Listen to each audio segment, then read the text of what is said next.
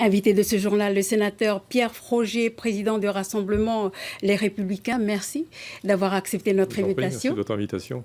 Avec vous, nous évoquerons votre refus, du moins celui de votre parti, à valider le travail des experts sur l'avenir institutionnel du pays qui sera présenté au prochain comité des signataires. Ce qui vous tient à cœur, c'est-à-dire la solution partagée dans la France et ce que vous appelez le manque d'ambition de l'État pour la Nouvelle-Calédonie. Pierre Frogier, jeudi soir, à l'issue de votre comité directeur qui s'est tenu à la mairie du Mont-d'Or, vous disiez, s'agissant des travaux des experts, je ne veux pas que ce travail soit utilisé pour construire l'indépendance parce que personne nous a dit quel était l'objectif de ce travail. Alors si donc vous n'avez pas été informé de la finalité de ce travail, pourquoi le suspectez-vous de servir à la construction de l'indépendance?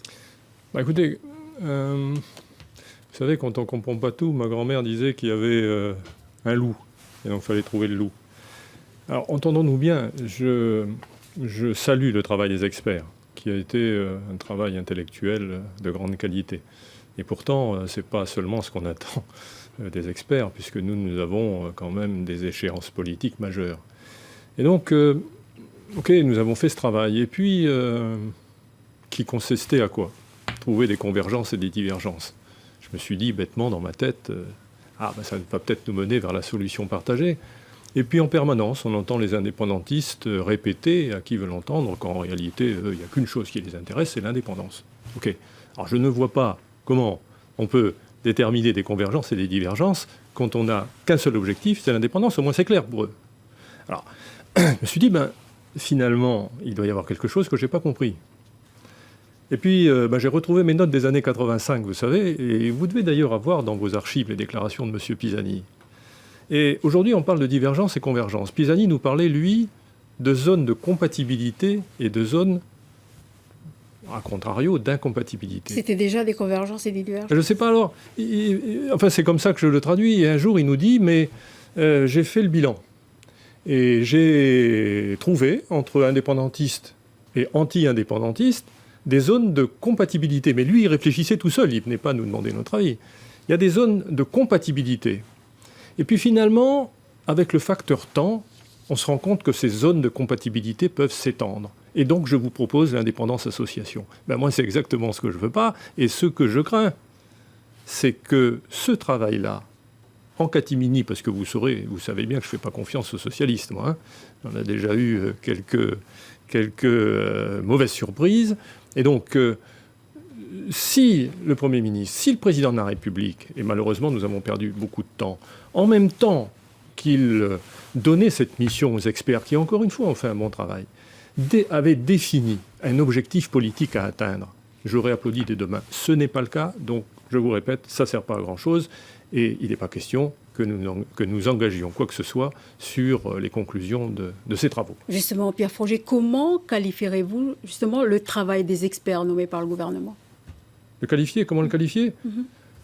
Je vous dis, un excellent travail, parce que ce sont des personnalités de grande qualité, qui...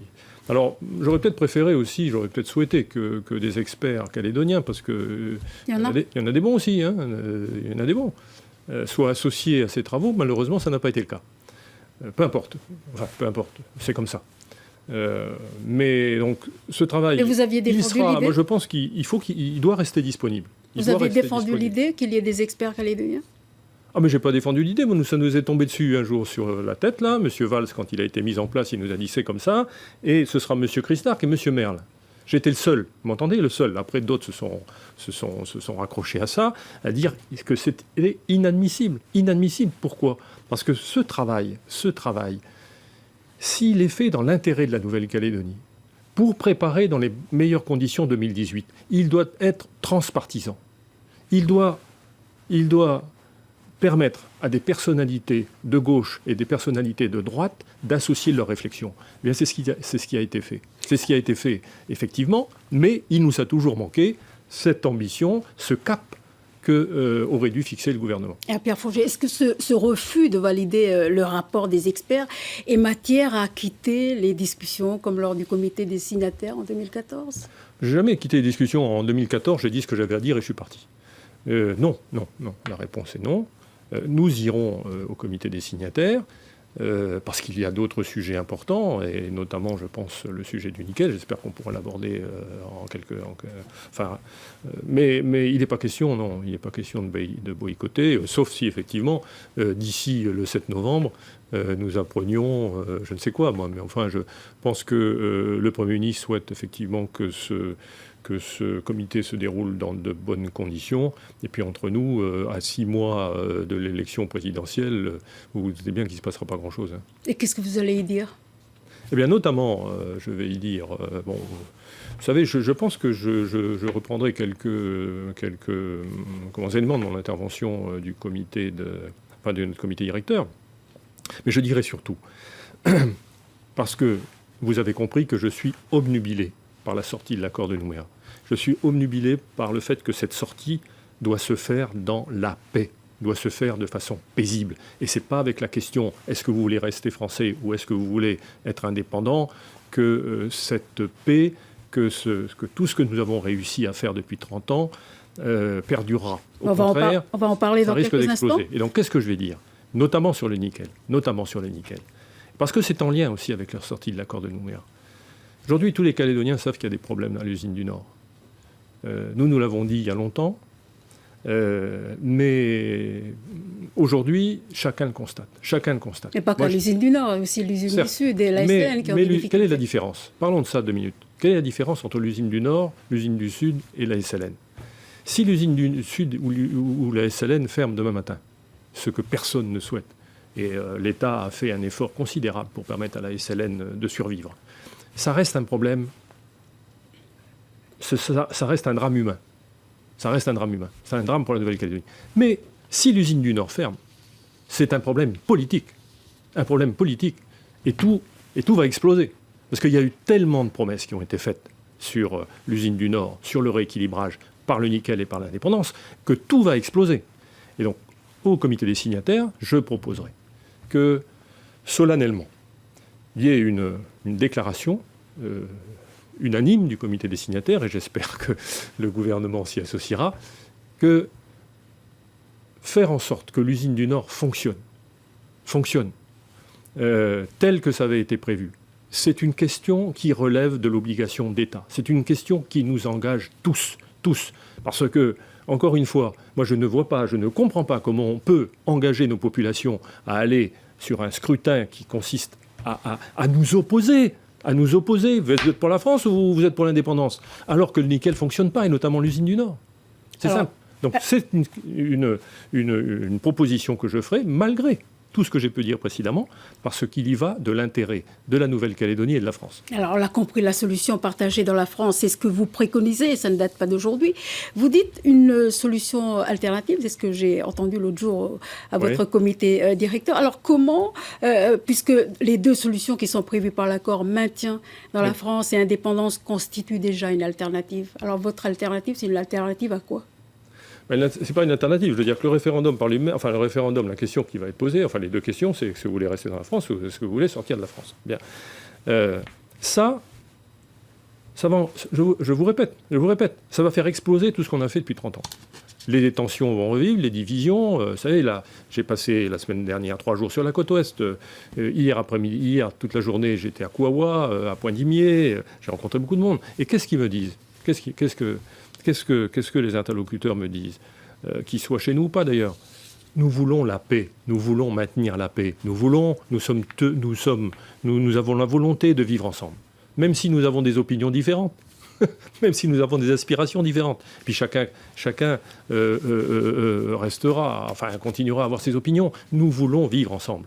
Et c'est certainement pas avec la solution qui est proposée. Donc, l'alternative, en réalité, c'est pas une alternative aux 2 autres questions. C'est lorsque vous interrogez le peuple, vous savez, si vous ne savez pas où l'emmener, vous ne pouvez pas le demander d'y aller.